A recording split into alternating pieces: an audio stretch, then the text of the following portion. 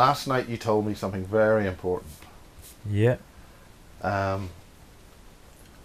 You said that you were being used by a research agency, a defence research agency, to telepathically communicate with other craft, so they would come in and they would shoot them down. That's entirely correct. Yeah. That's the way they would do. That's the specific method that they discovered they could use on me personally, just because I was a telepathic contactee. So you were basically the lamb bringing the bait in. I was the maggot on the end of the hook, definitely. Yeah. Could you explain the background to all that and what the heck was involved?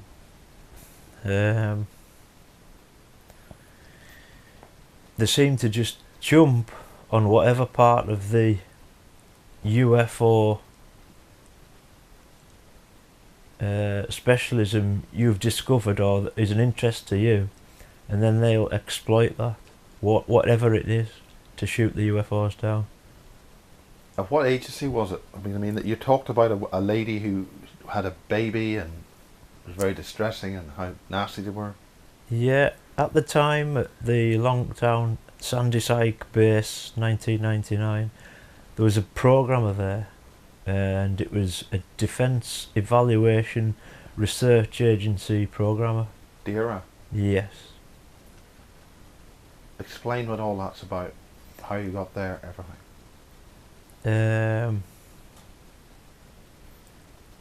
They seem to have the ability to program human minds. Unfortunately, they've discovered our natural brainwave frequencies, our biological brainwave frequencies, and they've took those frequencies and put it inside frequency weapons. So they've got hardware that is identical in frequency to the human natural brainwaves in a human's body and brain. Explain. I guess our brains are like an electrochemical computer, which is the best description I was given in my first year student accommodation by a gentleman called Richard that used to come and visit me. He was also a student, but he was studying psychology, so he knew a lot more about psychology and psychiatry and mental issues because he's on a different course than me at the same university. So what about these frequency weapons on the base, and could you say really what that base was? Where was it?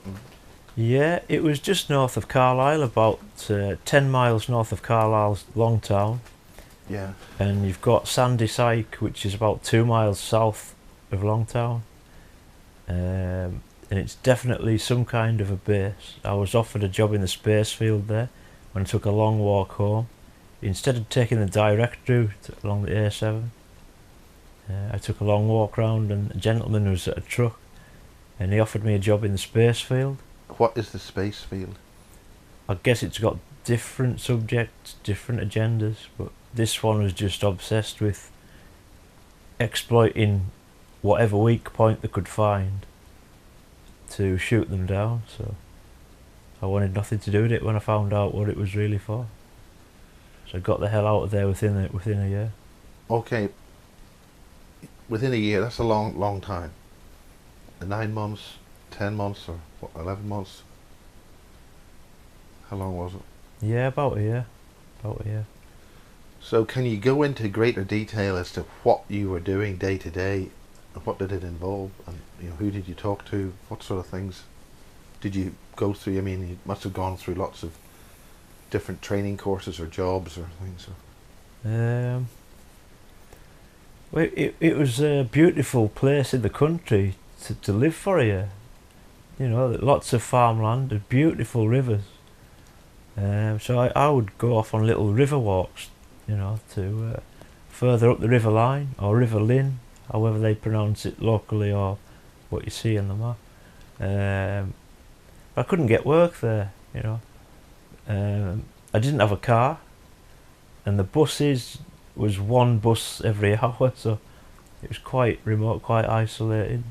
But there was no work, Well, there was no work that would have been, normal work, responsible work, good work, so. What did you do there?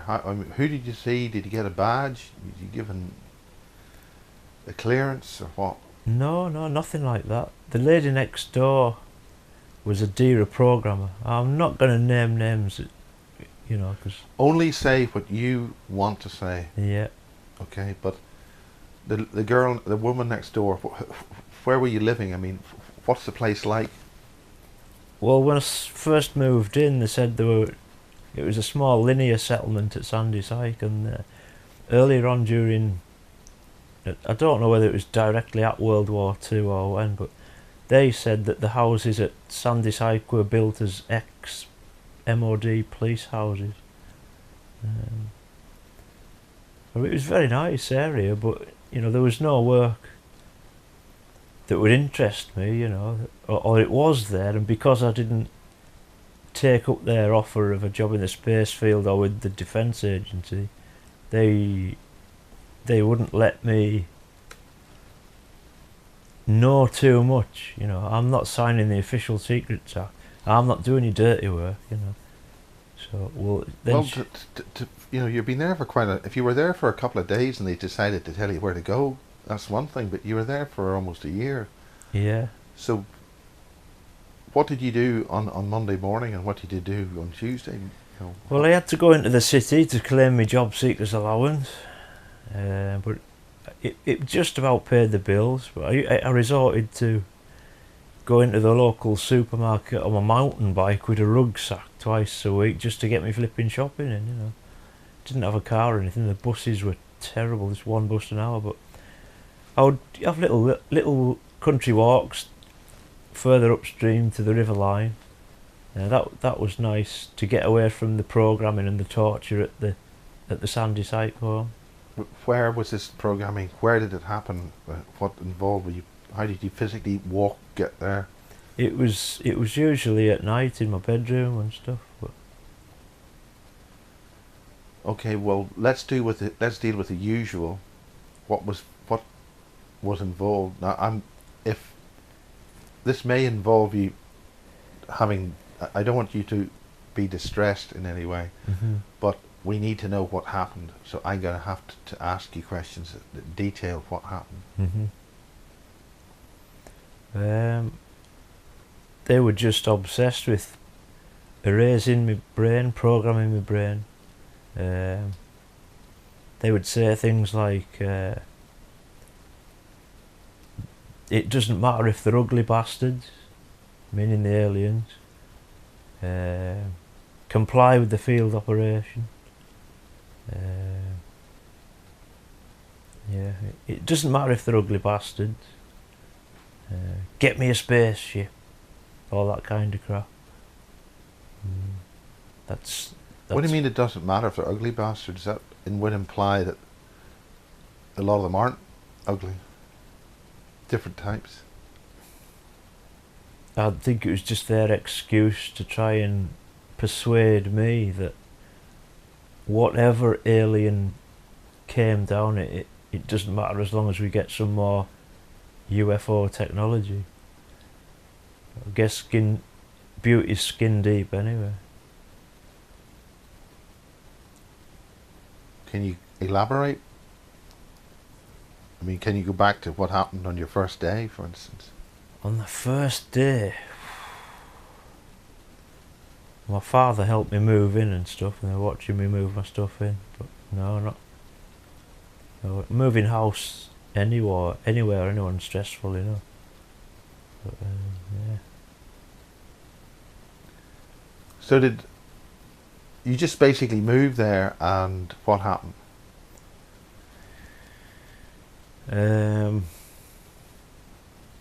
They started programming me. No, I would. Now, who's they, and what did they start with?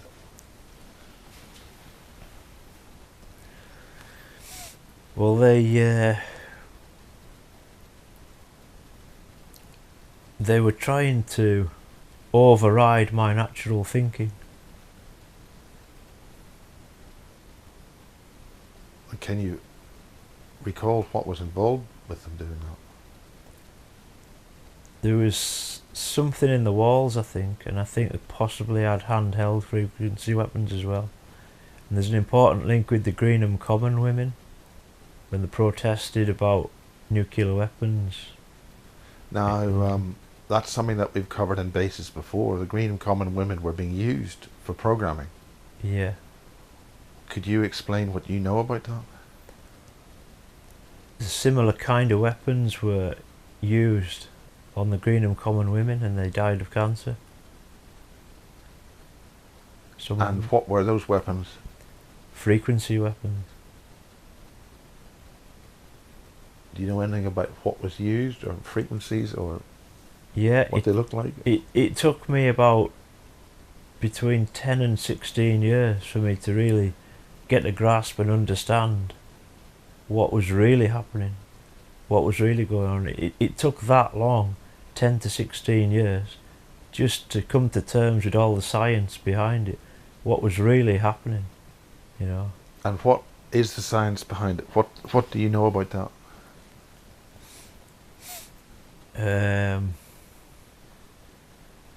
They override our thinking with the same frequencies of natural biological human brainwaves, but they've got it in a electronic gun, an electronic frequency zapper, blaster, I don't know what. Did you see one of these or what? Or? I've never seen one, no. If you get to see that weapon or take a photo or scan it with a Geiger counter, then you could prosecute them. That's why they conceal them behind walls. I think I've learned they'll fire them from behind the wall or from behind a curtain, or you know. So. What do you mean a Geiger counter? There are a few things on the market now that can be used to measure all kinds of different things. Don't get me wrong, some of them are used for very good purposes. Electricians and stuff. There's a lot of good use that can come out of them. But unfortunately there's a lot of bad things as well. Do you have any precise numbers and figures about what frequencies that we're talking about? Yeah. I've even got a witness. My old CPN was with me. They had to back off big time when this became apparent to them. Who's your old CPN? What? Yeah, I'm not going to name her because they might go after her. Yeah, but can you give what is a CPN? Yeah, a community psychiatric nurse. Okay. So she was driving a car. I'm in the front passenger seat with my handheld Geiger counter. And there's a Geiger counter measures radiation. Yeah. Why did you have a radiation measurement thing? I mean, do you know the difference between a radio frequency meter and a Geiger counter? A little bit, yeah. There's a lot of different frequencies and different doses and different rates and things, but the important point is that my CPN was driving the car. I was in the front passenger seat with my portable handheld Geiger counter, just in normal scan mode behind the windscreen, and we had a 4x4 vehicle in front of us. It had the classic spare tyre container on the back, and I was suspicious it could be something else, so I had my Geiger counter scanning it, and it came back reading about 4 times the height, 4 times higher than the I had my handheld Geiger counter in there. It scanned the 4x4 car in front of us, and it came back reading 4 times higher than natural background radiation for the specific frequency we were reading, which was in nanoteslas. It came back at about 450 nanoteslas. And when it became apparent to them that I had done this and I had a witness, they had to back off big time with some of these 4x4s. They're also known as UAVs, which are urban assault vehicles. Yeah. They hide the ELF drum in the disguise. It's just a natural spare tyre container on the back of the vehicle. But so one would have to watch for a 4x4 that overtakes you, for instance, and then sits in front of you. definitely.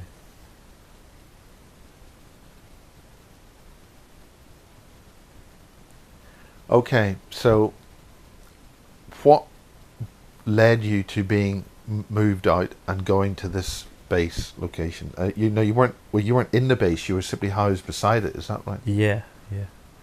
But they were using the houses as well. There were probably, some of them were probably security personnel. Because my other side of the neighbours, they were always in, if you know what I mean. They rarely went very far. They were probably on the payroll, but secretly. Were there any strange colours or bright colours, or you know, in the house you stayed in? Did you have were the rooms painted different colours or what? Anything like that? No, no. Any designs on the walls or anything like that? Which, No. I mean, could you describe the house? I have a few pictures here.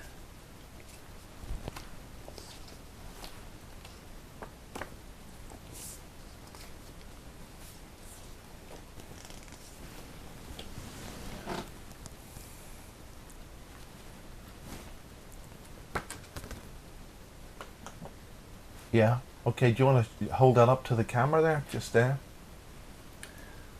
Yeah. If you just there, we'll get that. Right. That's just gives us an idea roughly of what it is. Okay. If you just talk about that, we'll get that in. Yeah.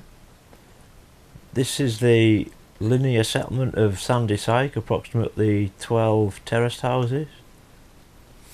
Yes. And this is just off the base at Longtown and Sandysike. But this is Sandysike. Longtown's 2 miles to the north.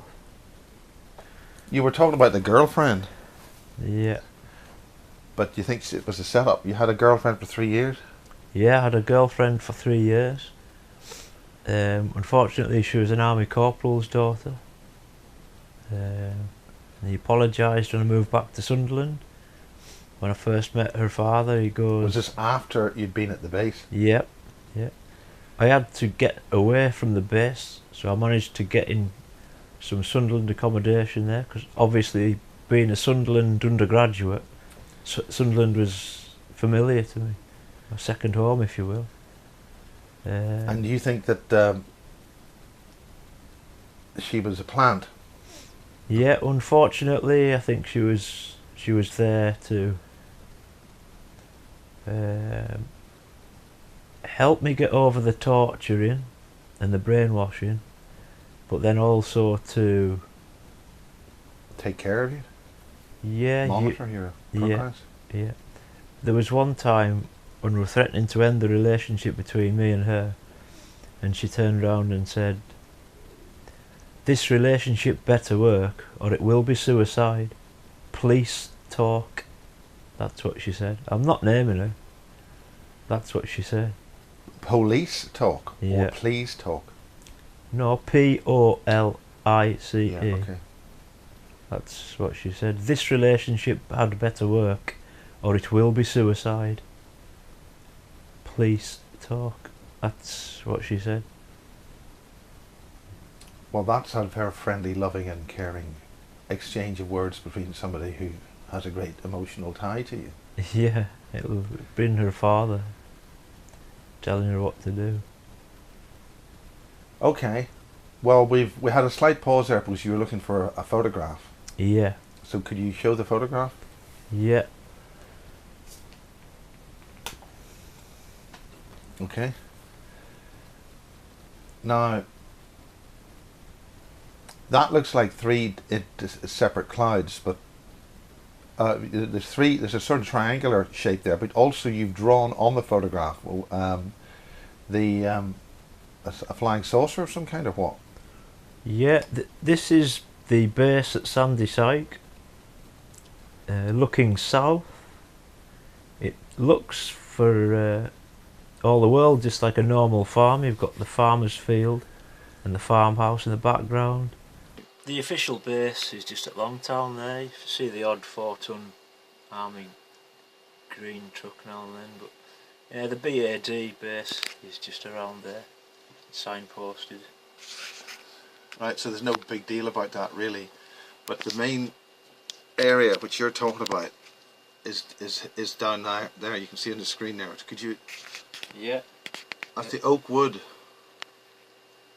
Yeah, they've got landing pads for the spacecraft screened by trees and hedges.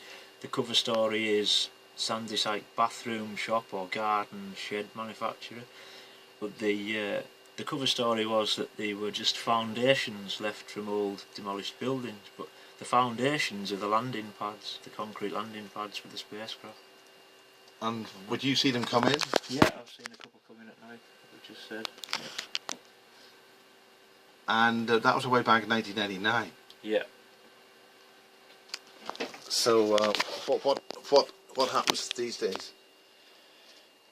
I haven't a clue. Couldn't get out of there fast enough. I was only there a year to get away from the torture and the brainwashing. So. Okay, well thank you very much.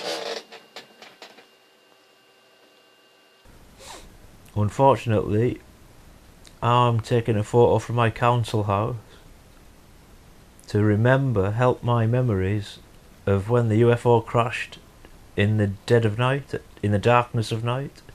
Is this a UFO that you brought in, you tricked to come in?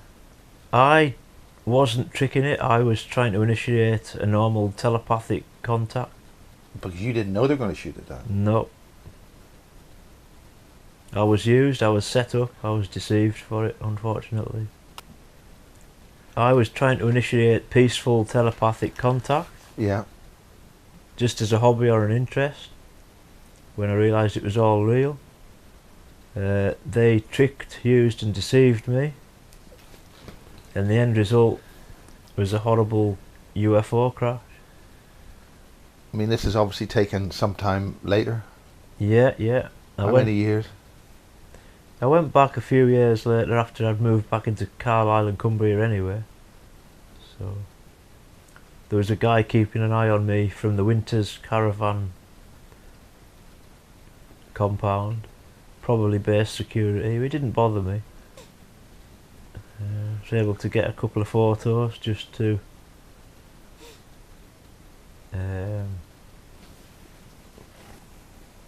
At what stage did that happen in your period when you were at the base? And what's the name of the base again?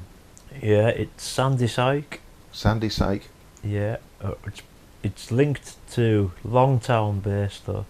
There is a military base at Longtown called BAD Longtown, which stands for Base Ammunitions Depot. So they store all kinds of things in there.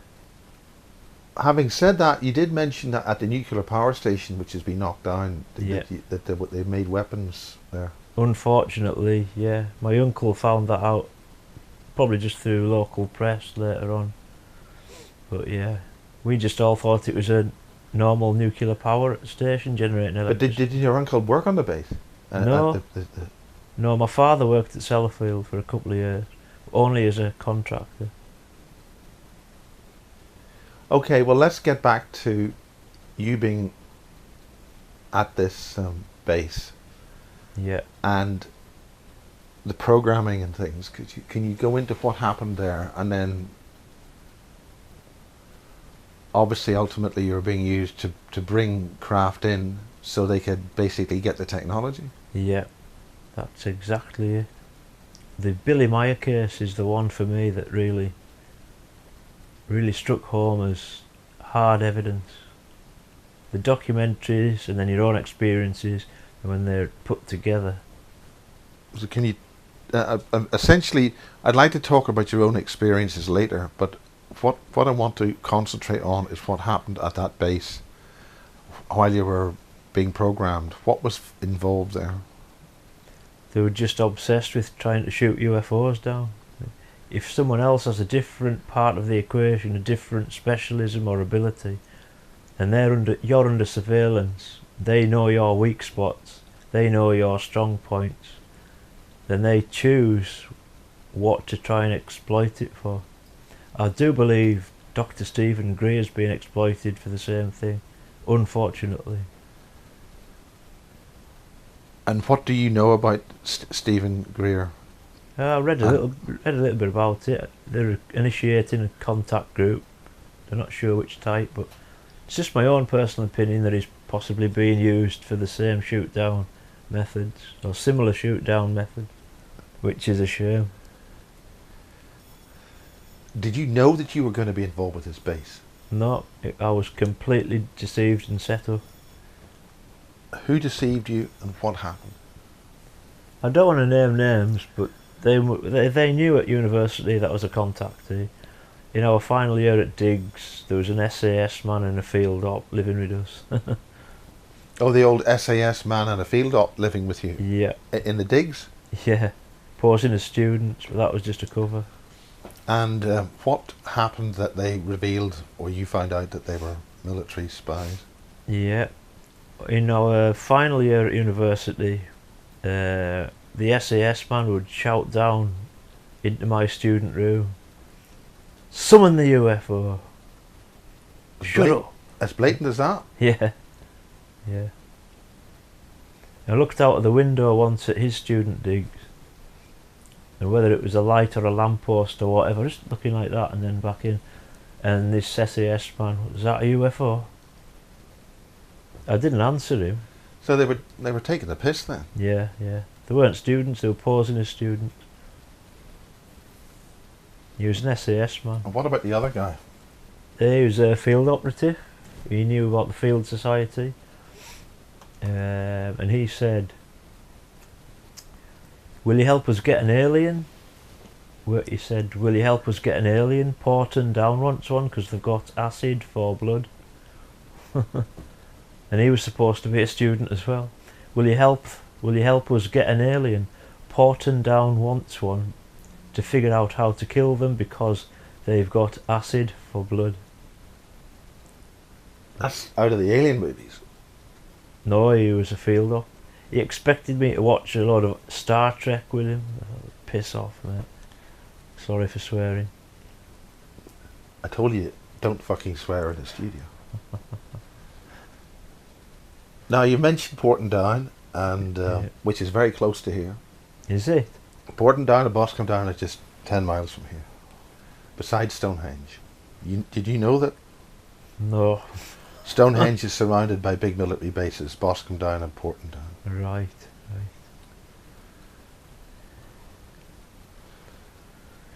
You're perfectly safe here. We've only got a whole batch of secret underground alien tunnels, and the town is full of ghosts. There's a knock at the door, Miles. Is there? Oh, Jesus God! I'm expecting a package. Jesus. So, this was when? This is how many years ago? Student digs, final year, about 1997, 98. So did you get them an acid alien for Boscombe and Porton Down? I believe the occupants of the UFOs that were shot down were greys. Like those. Now,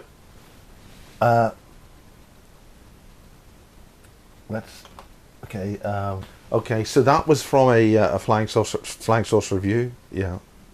Right. When I was still living at my parents' house in a North Cumbrian suburb, I was abducted by some, and I was held down on my bed, and I couldn't speak, and I couldn't move. I was paralysed and dumb. And the big grey was standing over me, and he goes, "Shall we cut your arm off to make you like Billy Moyer?" So they knew I was going to have contact with the Pleiadians before I did. I don't know how they knew that. Could you describe the greys that you saw in as much detail as possible? Just similar to those ones, but taller. Yeah. Similar to those ones, but taller. Okay. Right. Now, when you say taller, what do you call short and what do you call tall? Yeah, probably about 4 foot tall, the small greys, and the big greys are about 6.5 foot. So the tall one, was it a slightly different complexion to the other ones? It looked pretty similar, it was just taller. It threatened to cut my arm off to make me like Billy Meyer. Now, how the hell they knew that I was going to be played in Contactee before, I don't know. But they seem to know. And what else happened in that abduction situation? I mean, you were held down in bed, but Yeah. Well, I was paralysed, couldn't talk, and my parents were in the house at the time.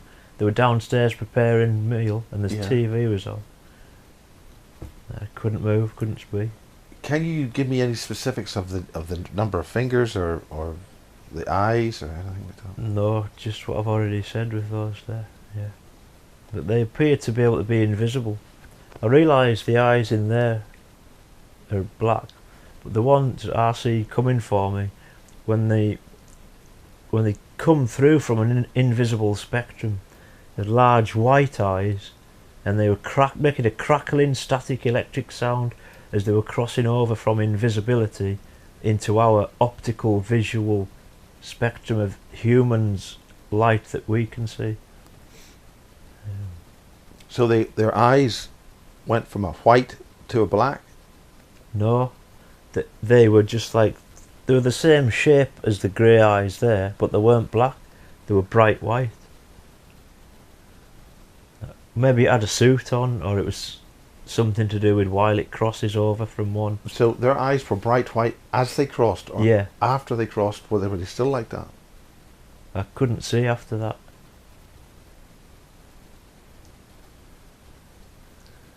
So how many were there? I think there's only about two.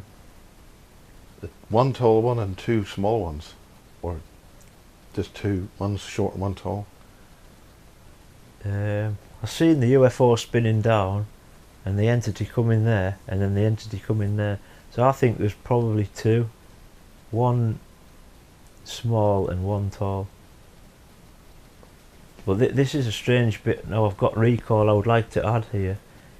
A few years later, when I moved to my present location in Carlisle, and I got back from a five-a-side football game, I took a bath, and I got out of the bath, and my shin was all swollen up, and I didn't know what the hell it was.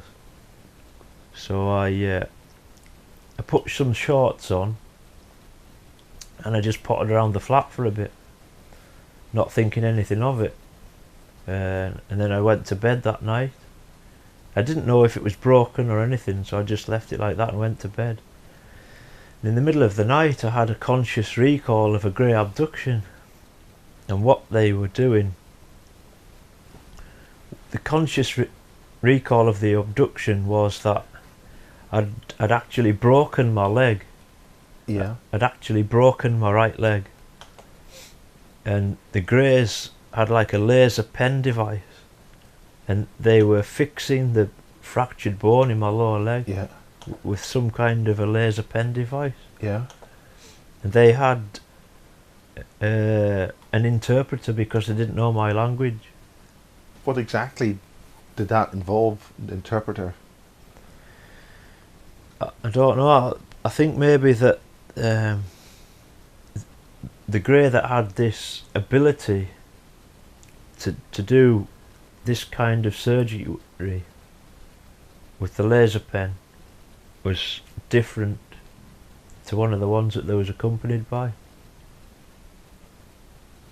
So, Now, have you had any physical X-rays of your legs? Have you had any? I mean, you've got a bit of a dodgy knee. What happened there? the knees, I think that's cartilage problems. Yeah, I do believe I've got an implant in my head there, and possibly a one in the leg as well. But they were good greys healing my broken leg, so they're obviously the same as us humans. They are good and bad within the same race. So And that took a long time to learn. Same as what Mary Rodwell was saying. At first, I misunderstood the greys. You know, obviously, the same as us. Have you spoken to Mary? I've spoken to Mary briefly. I've met her at a couple of conferences. But yeah, her work is absolutely fascinating and definitely true. A lot of people having similar experiences now. Okay, so we've got that abduction. With the healing the broken leg. What else happened during that event?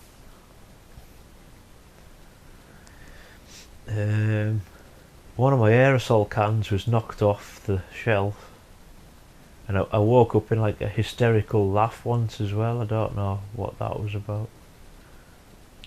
Can you remember past why you woke up and why you were laughing? No.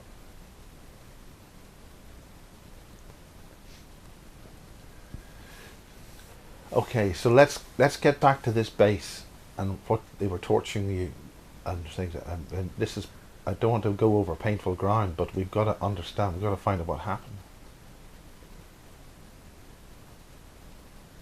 Was this all done in your house? Yeah, supposed to be a council house, normal council house. It was anything but.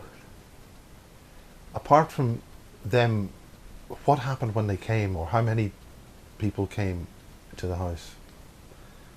The Greys or the Reptilians or the police or what? Well, tell us a whole lot. They might have had a party. It was mostly DERA programmers next door, working shifts and stuff. And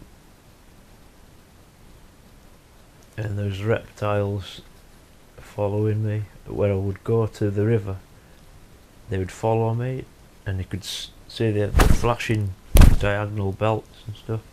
Right. Now, were the belts flashing, or would it just look pretty cool? That's all you could see, like a diagonal belt across there. Same as some of the Greys, they seem to have an ability to live in a frequency that the human eye just can't see. Can you? But you can. Is that right? I can't. It's when they cross over. It's when they cross from one visual spectrum. So we're talking about you having nice peaceful walks in the countryside. Yeah. Up there in Cumbria. Yeah. And you got a reptilian ET following you. Yeah. How many of them would you deal with when you had your country walks? It's hard to say. Usually 2 or 3 there, but. And what did they look like? What did the beings you saw look like? Just the usual big, tall, strong 7-footers. Green, very tough. But difficult to see them unless they want you to see them. If they don't want you to see them, they'll just stay in their cloaked, invisible spectrum. If they want you to see them, or they're coming to attack you, then you'll see them. Were you attacked by them? Yeah, a few times. And what did that involve? Threats, weapons, comply with the field, or get me a space, or barking orders. Now that's the SAS guy at the university. Were the Reptilians saying the same sort of thing? Yeah.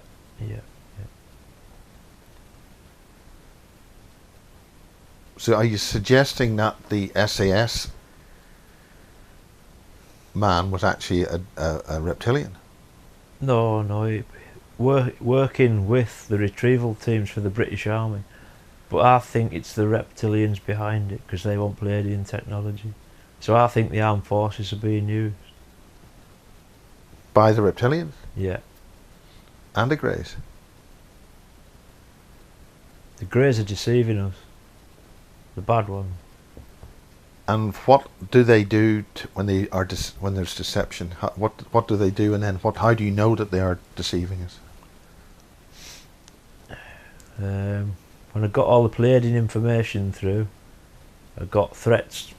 The for them to cut my arm off. You know. So, and they came for me straight away when I got all the documents from Bristol up to the RAF base. So we've got some of the information to stop the deception slow takeover with the tetramasts and the implants and the tap water and all that. And the time coordinates, that's the big one. So What are the time coordinates?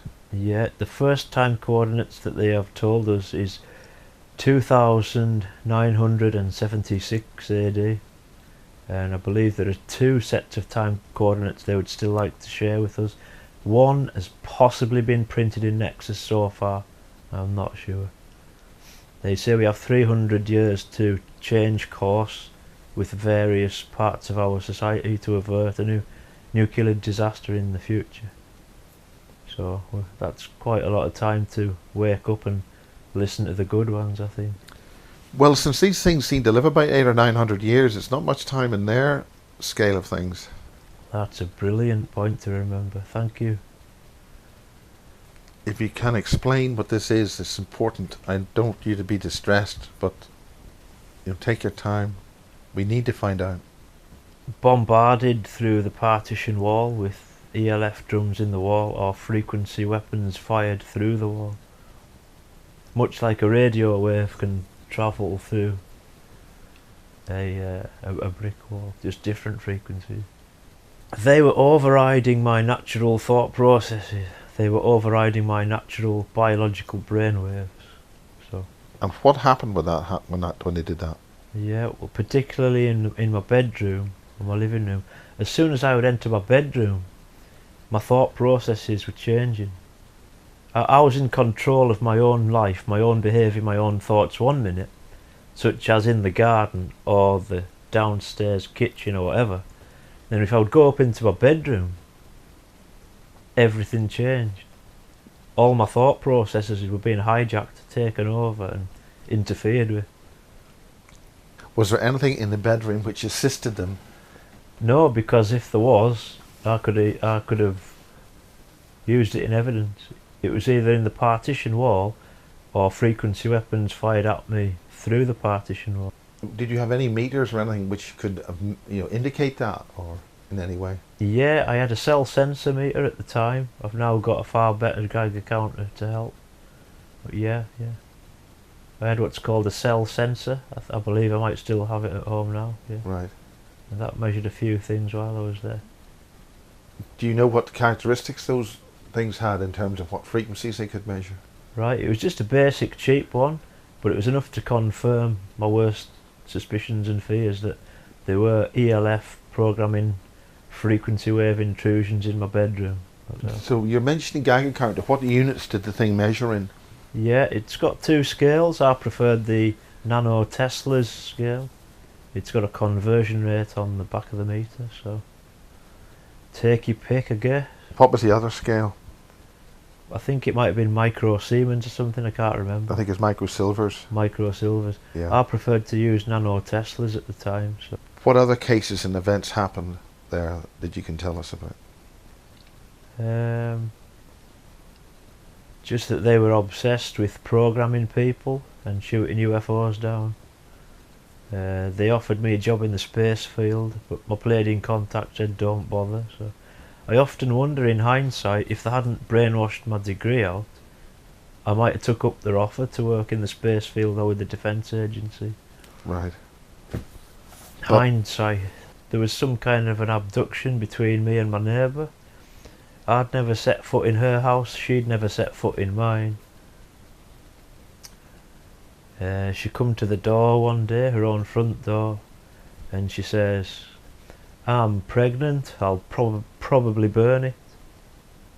I thought, what, bloody hell. And then I got threats, if I didn't help them shoot UFOs down, they would murder the baby.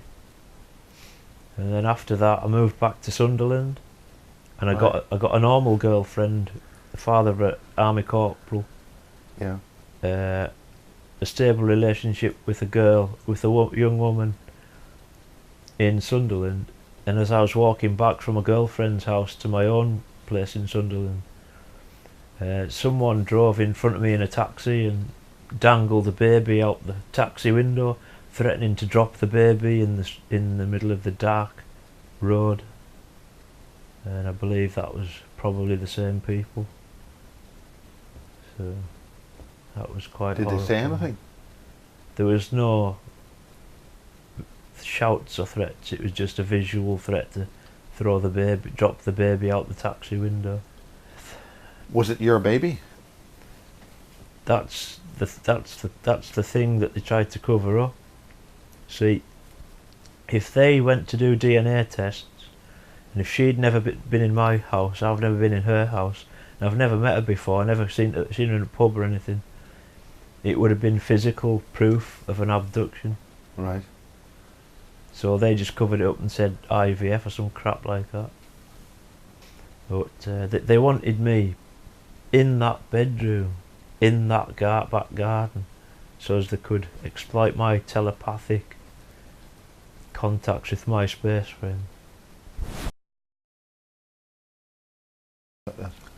I need 5 miles, I think.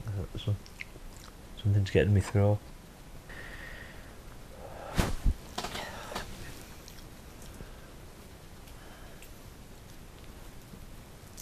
Are you alright? Has it happened before? That's what happened before. With your throat? Has this happened before? It's not programming attack, I don't think.